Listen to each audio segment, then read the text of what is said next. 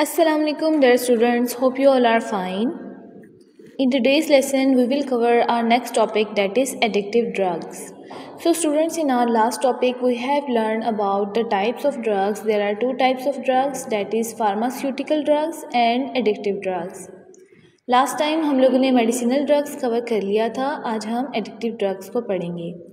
सो बच्चों, addictive drugs वो drugs होती हैं जो आपका थोड़ा सा इस्तेमाल भी आपको उनका आदी बना देती हैं।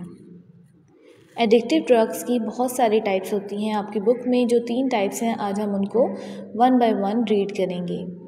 The first one type is sedatives. Sedatives वो ड्रग्स होती हैं जो सेंट्रल नर्वस सिस्टम के वर्क को डिप्रेस कर देती हैं। इट मीन्स कि सेंट्रल नर्वस सिस्टम का काम स्लो डाउन कर देती हैं। सेडेटिव ड्रग्स जो हैं वो डिजीनेस, लेथार्जी और स्लो ब्रेन फंक्शन के साथ डिप्रेशन का इफ़ेक्ट भी देती हैं। अगर आप इनको ज़्यादा देर तक यूज़ करते हैं तो सुसाइडल थॉट्स भी आ सकती हैं।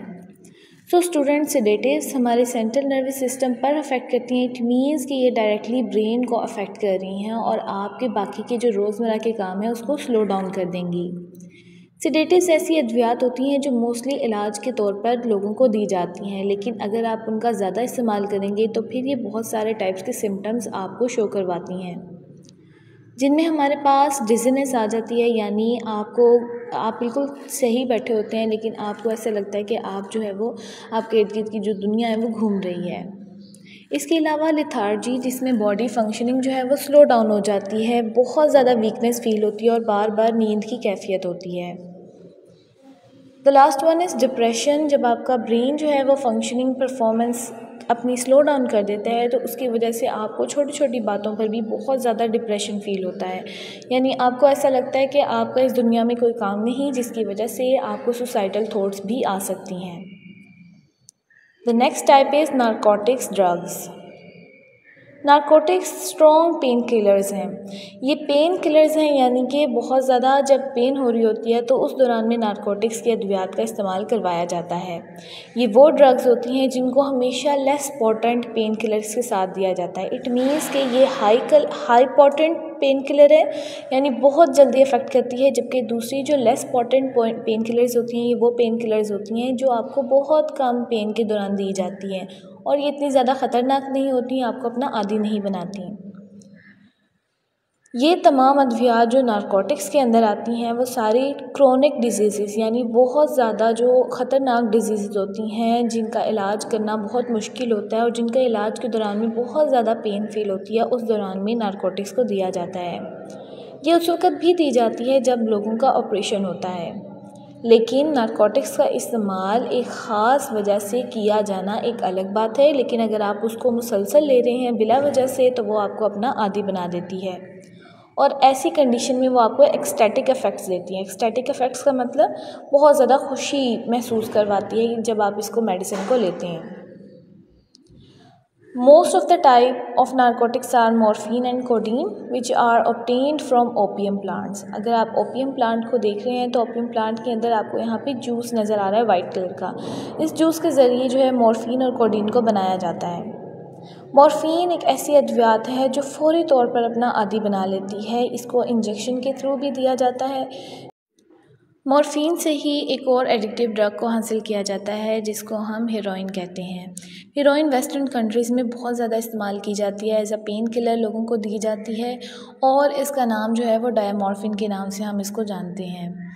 डायमॉर्फिन जो है वो बहुत सारी एक्यूट पेन की ट्रीटमेंट में दी जाती है। एक्यूट पेन कहते हैं बहुत ज़्यादा दर्द होना, जैसे पोस्ट सर्जिकल में सर्जरी होने के बाद जो दर्द होता है उस वक़्त जो है वो हशीश को दिया जाता है, हेरोइन को दिया जाता है। इसी तरह फ़िज़िकल ट्रॉमा, यानी कोई एक्सीडेंट हो जाता है और वहाँ पे बहुत ज़्यादा पेन होती है तो उस दौरान में हेरोइन को दिया जाता है।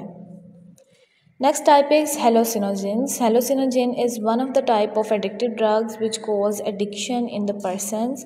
Hallucinogens वो ड्रग होती हैं जो आपका परसेप्शन चेंज कर देती हैं, यानी आपके सोचने की सलाहियत जो होती है उसको बदल देती हैं।